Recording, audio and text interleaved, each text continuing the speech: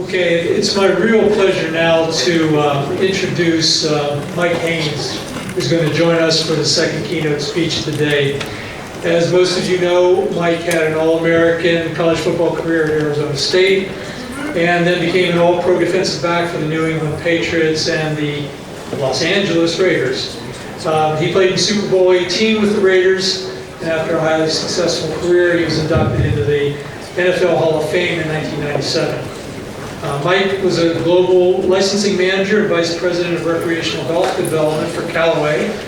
And in 2002, Mike was named the NFL's vice president of player and employee development. He's also a consultant in the areas of health and wellness. What some of you may not know is that Mike is a prostate cancer survivor and has made it his mission to raise the awareness of prostate cancer around the country. He's worked with the American Urological Association and the Urology Care Foundation, and has helped recruit other NFL players such as Tony Dorsett, Willie Lanier, Fred Melindikoff, Marcus Allen, and Ronnie Lott to join him in testifying about and supporting prostate cancer knowledge. He's active in KnowYourStats.org, an organization that's a joint project with the Urology Foundation and the NFL to try to encourage men to talk to their doctors and learn more about their risk of prostate cancer. So it's a real pleasure for those of us at OCTANE, and I think for Sports One as well, and a real honor to invite the NFL Hall of Famer, Mike Haynes.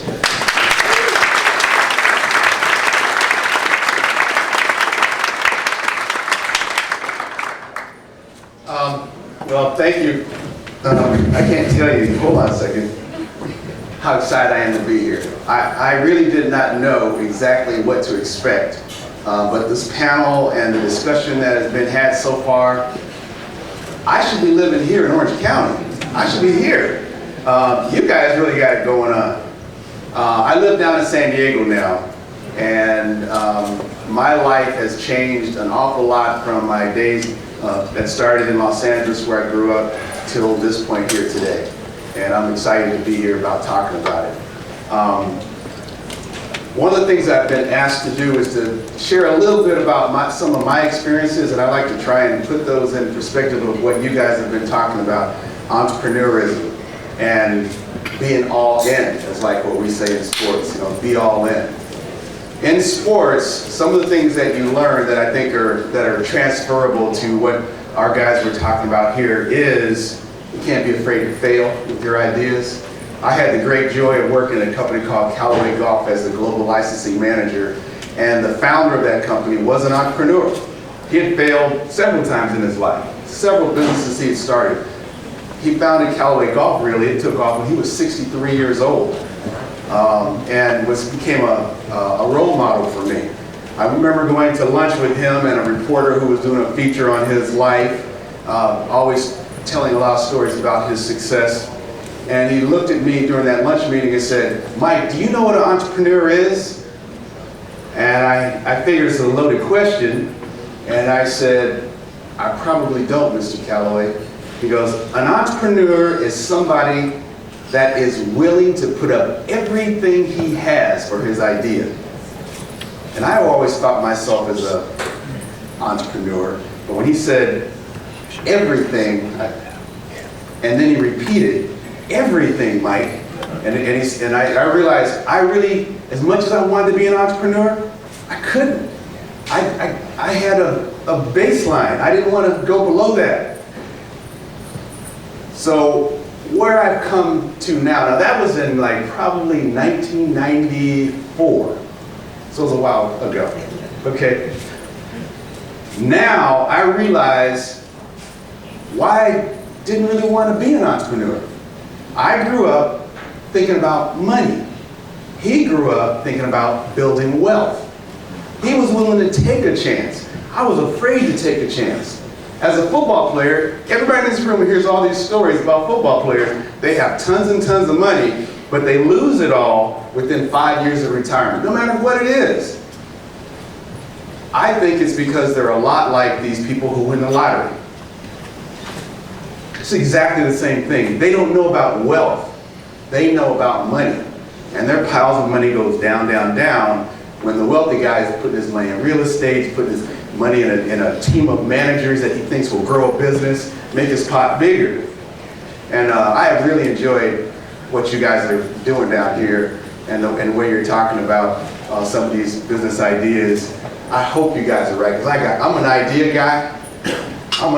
guy. And I would love to see some of the ideas that I have, sit down and talk with some of you guys and turn those into wealth for my family. The job I had at the National Football League was probably a coveted job for a former player. My job is vice president of player, now it's called player engagement. Then it was called player development. And one of the things with my job is I had a lot of financial people coming in, people who wanted to get connected to the players. They wanted to sit down with these guys and help them with their money, most of them.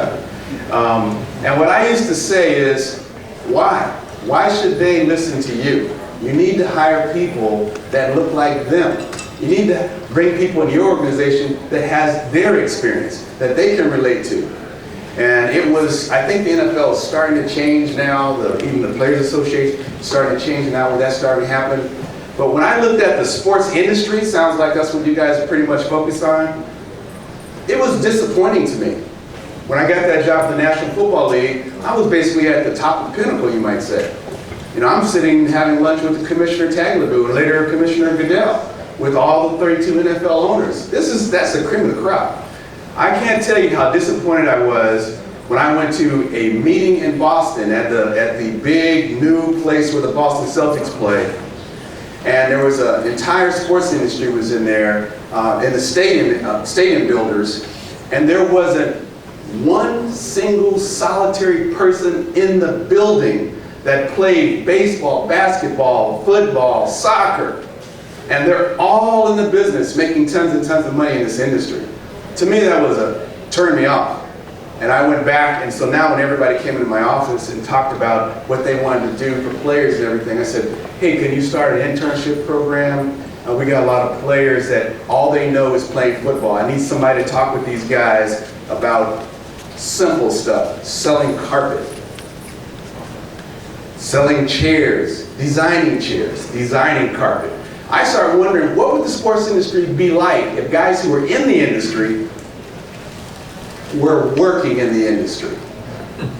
I saw the game as a defensive back, so for me, everything was always to my left side.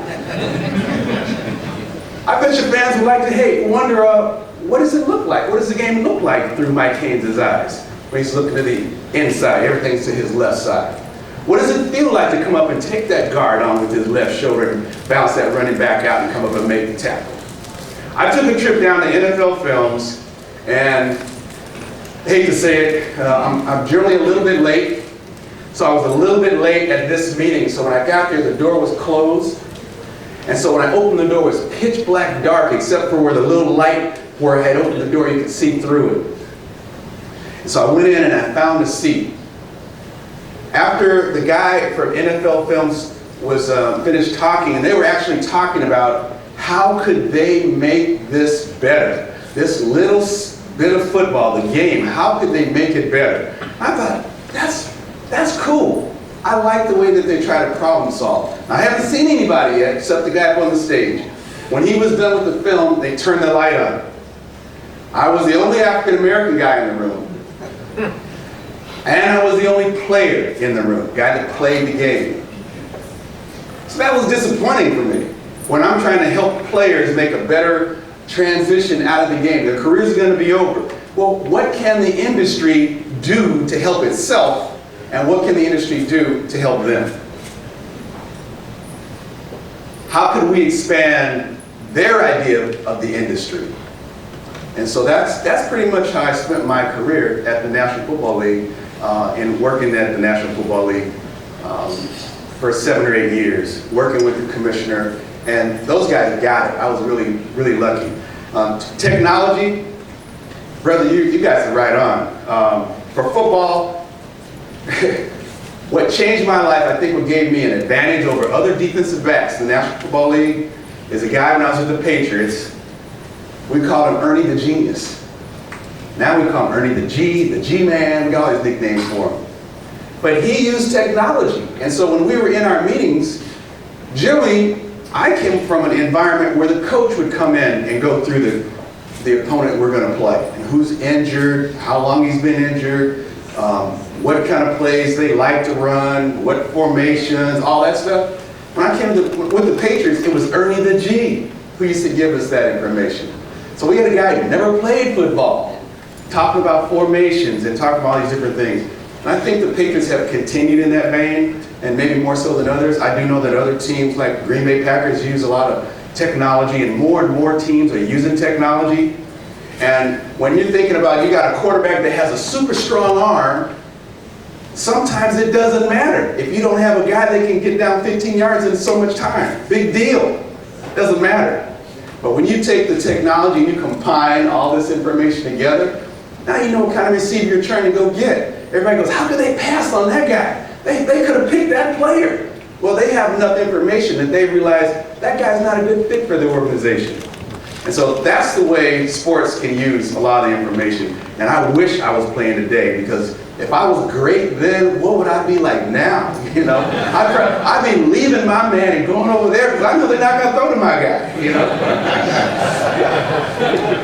Anyway, it is.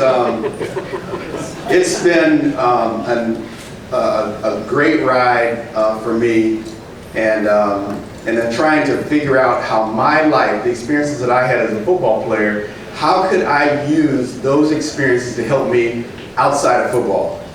All I really want to do is play football. And when most of my life people say, you can't stay in football forever. You're going to have to do something else. I tell guys now, brother, you can stay in football forever.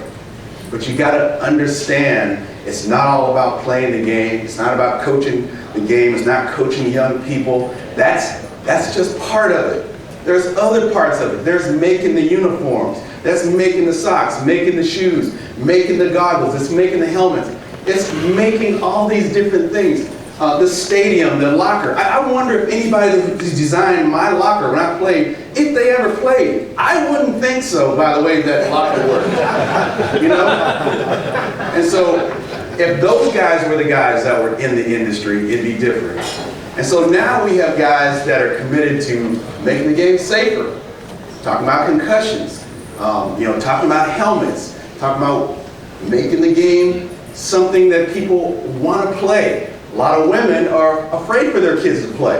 A lot of men too. I'm a young football coach. I coach 11 under football down in San Diego. I have one son that goes to Cathedral Catholic down there. He's a quarterback. I wanted to be a quarterback because I knew the game would protect my son. When Tom Brady, if you guys remember, I don't know, 5, 6, 7, 8 years ago, first game of the season, Tom Brady had his leg blown out. You guys remember that? Yeah. First game of the season. Gene Washington was working in football operations at the time. Gene Washington is a great former NFL player who plays college ball at Stanford with, I think, where's Mr. Bataha? Is he still here, Colin? Or he's stepped out. I think he might have played with Colin Bataha's dad in college. He was in charge of football operations, or one of the guys in football operations, and for safety. So when I saw that play, I went in there and I said, Gene, that can't be a legal play. That guy just rushed in and hit Tom Brady in his knee. And he said, Mike, by the rules, that's legal. I said, then they need to change the rules. That sucks. That's terrible. How can that be a legal play? Now, that's Mike Haynes today. The Mike Haynes that played football, different guy. Because I think when you're wrapped up, when you're playing the game, you want to win a championship. And when you're a young kid, for me, when I was in college, our defensive coordinator used to say, man, somehow, some way, we got to get that kid out of the game. That he's an All-American. Somehow, we got to make him quit. We got to make him go sit down on the bench and take himself out of that game. Now, I never had anybody say that meant play dirty. But a lot of guys did play dirty, you know? And so if that guy was close to the boundary, he might get a little extra hit on the sideline, get a flag. But hey, if the guy went out for a couple plays, that doesn't hurt so much. You know, you get a lot of coaches might say, good job, son. Well, when I saw that play with Tom Brady, it changed everything for me. And I realized, you know what, this is really crazy. This is crazy. Because one day, the guy that hit Tom Brady, he's going to see him outside the game. Their careers are both going to be over. They're going to be at a golf tournament, a charitable event. And he's going to say, do you remember me? You know, he's going to say, yeah. You know, he probably want to throw down right there on the spot. You know, I remember you. You know?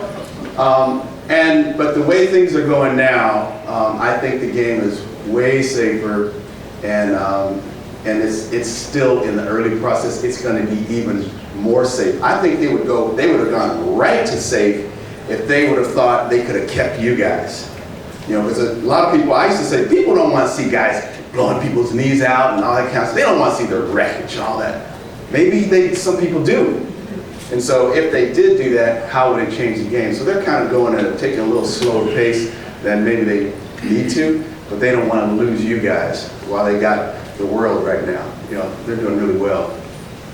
So some of the things that probably the biggest thing I learned that I think is transferable to the business world is don't be afraid to fail.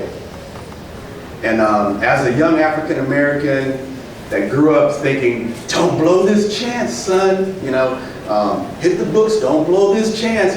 The one thing I did not want to do is fail. But on the football field, I learned a lot of different things. And I learned that if I'm not afraid to fail, I got no chance of being great.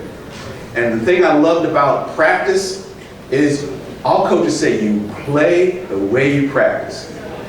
So is that transferable in the business world? I think it is. You play the way you practice. Are you guys afraid to fail? Anybody afraid? Any entrepreneurs out there afraid to fail like I was before I met Mr. Calloway? You gotta change that mindset. It really is something that has to go. Football, you take a Warren Moon, he drops back and he's got this great all-pro quarterback covering that wide receiver. You think Warren Moon's gonna throw the ball? If he does, guess what? He thinks he can complete it. He thinks he can get the ball in there. He's not afraid to fail. Most of those guys that aren't afraid to fail, those are the ones that come up with great companies. They're the ones that are all in. They're the ones that make it to the Pro Football Hall of Fame. And that's probably the greatest thing I learned. When people say, hey, like me, I used to say, as a young African American guy, oh, you guys, yeah, you all are working together. I don't have anybody working with me. You know, you guys it's not a fair world out there. And I realized that my own mindset, the own words that I put in my head, might have been an enemy to me, might have been a detriment to me. So I try to tell people the words you say make a difference. They're super important. When you're communicating to your team, your friends, your family, what you say matters. To your wife, oh, I hate that conversation with my wife. When I tell her her words matter, I say, honey, don't say that. You know, it matters. I'm just being realistic. You know, that's what's her thing, you know. I say, I don't think so. I don't think you have to be realistic. I hear a lot of people say setting goals, make sure your goals are realistic. Where I come from, we say, that's bullshit. If my goal was realistic, I would not be in pro football. I would not be a Hall of Famer. You know, I didn't see anything that should make me think that I could make those goals come true. And so I try to tell people, be unrealistic. Set a ridiculously high goal. Say you want to be super wealthy. Why do you just have to, I want to have a good job, be able to take care of my family. You know, I said, you know, be bodacious. Say you want to have a place in Kauai. Say you want to play golf and have a membership over at the Bel Air Country Club. Say you want to have a G4 airplane. You know, be realistic. Man, that can't be exciting. That can't be. So don't be realistic. Set your goals super high. I like to talk to young people all the time. They give up on their lives by the time they're teenagers. I've been to detention center. I'm a horrible student. You know, I say, you know what, man? you can turn your life around. It doesn't matter what age you are. I set my goal to live to be 125. I said be unrealistic. You can't go, you know. And so when my goal before, my goal was to live to be, I just want to be healthy. When I was diagnosed with prostate cancer, my life changed a lot. I said, okay, shoot, maybe I got this cancer because my goal wasn't high enough about life. Because I think when I was a kid, at first I didn't think I was going to make 21, and then I thought I wasn't going to be an old man at 30, and now I just turned 62.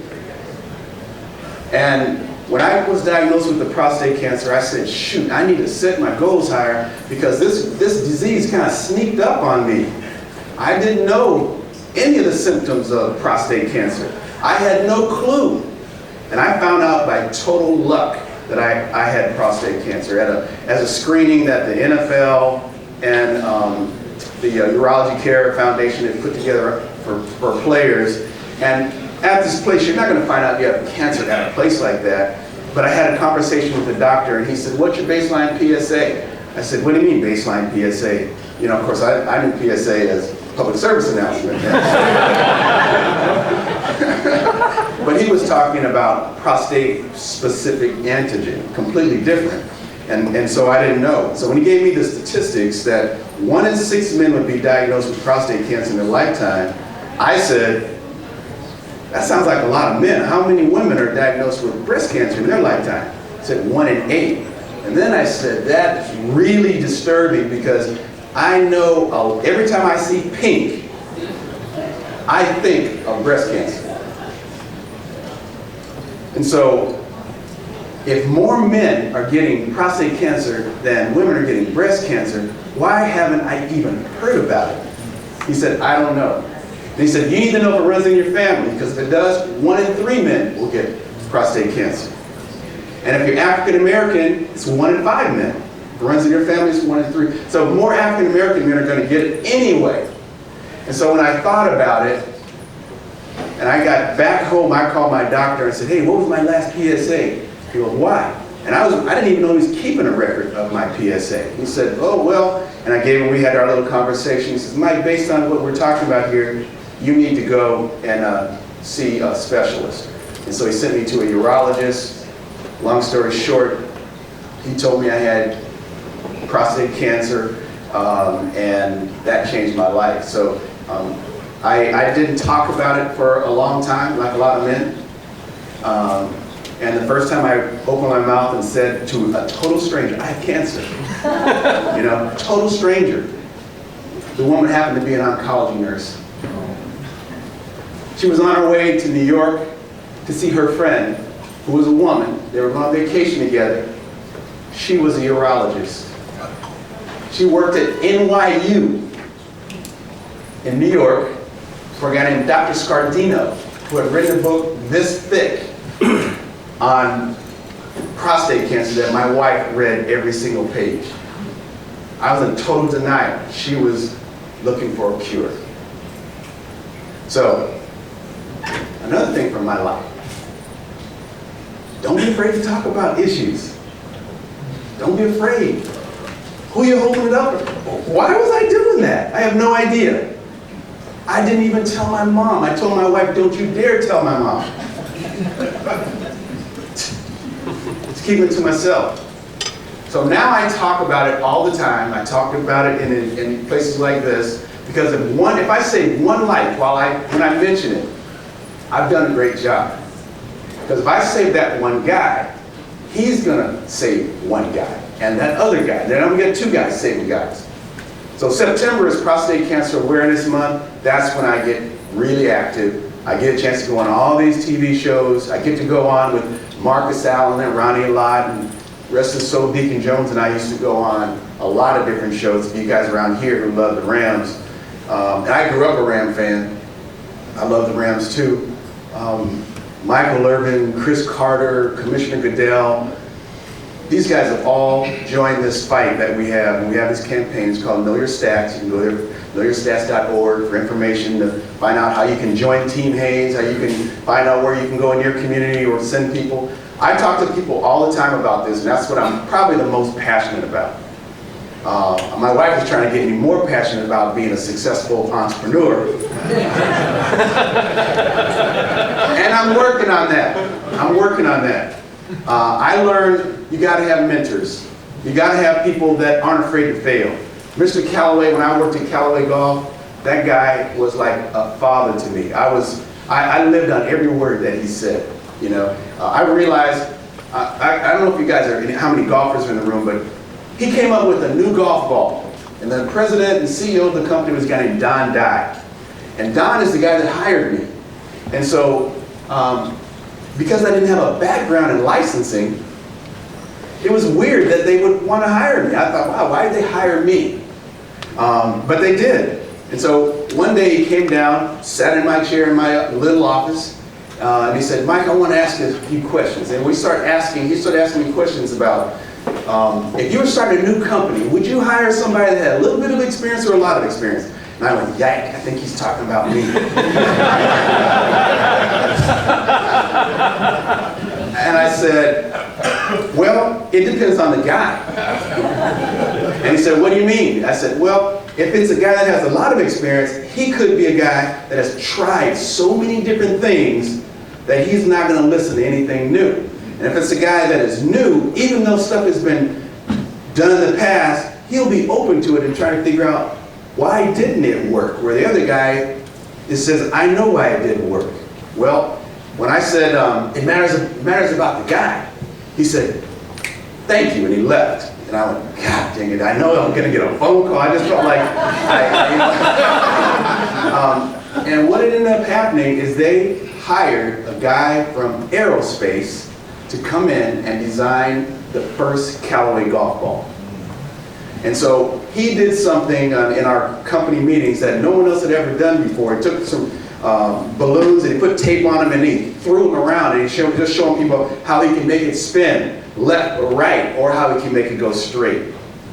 And Callaway Golf came up with the first golf ball that could go straight. That if you hit it, if you slice it off to the right, that ball would be going and kind of start trying to get back to straight. Guess what? He did it. But what he found out, golfers don't want a golf ball that goes straight. They want a ball that can work left to right, right to left. And so, Mr. Callaway, I love talking to him because, like, you know, like you would think, oh man, somebody just lost their job. Heads are going to roll on this one. I mean, how much money? We built a brand new factory, you know, all that stuff. Heads are going to roll. And so I saw him one day, he's walking between buildings. I caught up with him. I said, Mr. Callaway, it's kind of horrible, as you know, about this new golf ball. And he said, hey, Mike, you know, if you don't try new stuff, you don't come up with new stuff. It's like, oh, wow. So, you know, so it's, again, it's a different mindset. So I had to change my mind, and I think I'm still in process, my wife would say. But I have changed the way I think about business. I've changed the way I think about wealth. And it's about wealth. It's not about making money. The guys who have the money mindset, they're going to be broke. That's like most NFL players. They got a money mindset. If I was working at the NFL today, I would be working on wealth. I'm the one that started a lot of these programs that the guys are going to. Broadcast camp, we have a lot of guys that said they want to go into broadcasting. Why did I do all that? Because I meet people like you and I realize we don't have any players. I've never, even to this day, I have not met a reporter that played in the National Football League. This is a beat writer. I've not met one. Not one. I can't think if I met a woman or not. I bet I have, though. I think I have met a woman beat writer. You know, I haven't. Don't you think that's kind of weird? I've not met a former player that's behind the camera when people are doing interviews. I've not met one of those guys. Yeah, that person holding the mic and doing the interview, sure. But there are millions of guys that play football. Only a couple make it to the NFL every year, 250 or so. But there's millions that have played. I've not met any of those guys who are out there trying to make a living writing about the sport that they love. So I try to change all that stuff. So I don't know how much time, how much time do we have? 1 minute or so. Minute? All right. Then I wanted to leave a minute for questions. I wanted to leave a minute for questions because I'm going to be here afterwards, and you can feel free to walk up and talk to me about anything. I love people. I love engaging. I love teaching. I love being taught. I'm a lifelong learner. All right, and that's what it's all about. And so the guys who are up here with their new businesses, kudos to you guys. I know if I had the wealth that I wanted to have, I'd be investing in all of these ideas. And I hope that you folks here who are looking for companies to get involved in, that's what you'll do. Or if you're here to try to get excited about maybe some of your own ideas, I hope that happens for you too. So I thank you for your time and your attention.